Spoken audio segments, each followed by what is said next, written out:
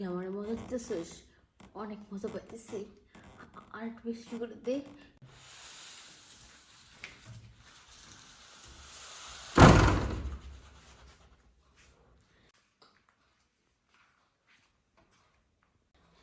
এত বড় জিনিস, কোনোভাবে তো লোভ সামলাতে পারতেছি না।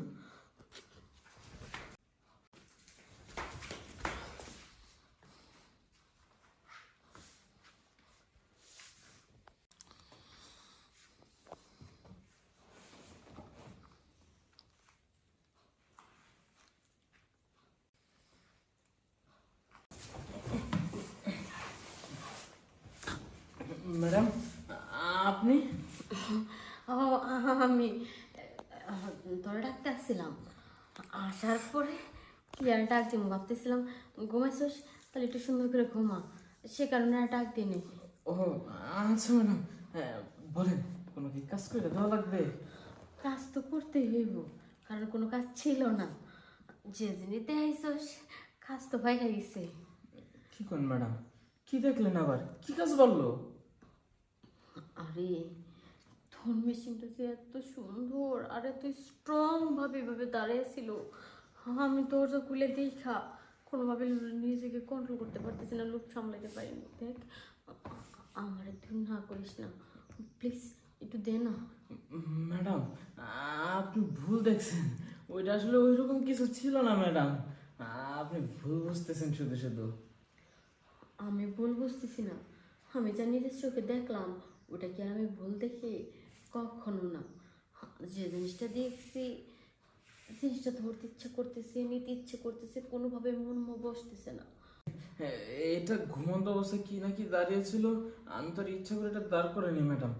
ওইটার দিকে ম্যাডাম নজর দিয়ে না ম্যাডাম।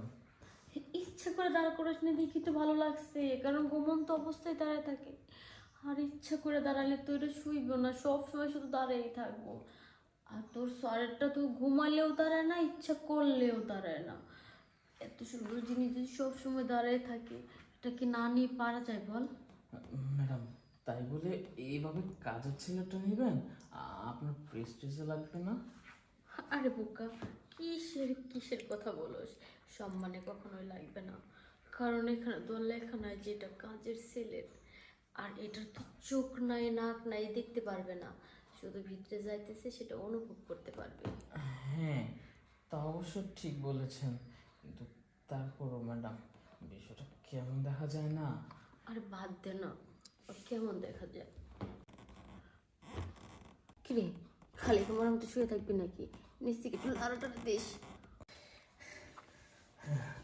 ম্যাডাম, আপনি এত লাগে? বাপ রে বাপ, এমন ভাবে নাও শুরু করছেন, মনে হয় যেটা সাবাই খেয়ে নেবেন।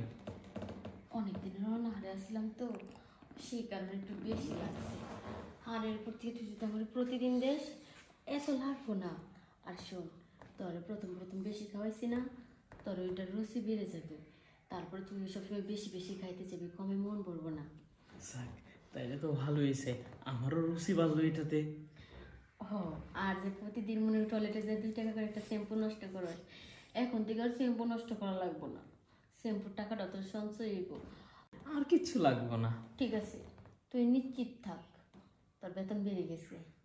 আর তুই খালি মাঝে মধ্যে আমার একটু সুখ দিয়ে যাস। আচ্ছা ম্যাডাম, ঠিক আছে। যাক, ভালো হয়েছে। বইটারা কিছু না পারলে কি হইব, বইটা যে একটা কাজের ছেলে রেখে দিছে, সেটা তো ভালোই সার্ভিস দেয়।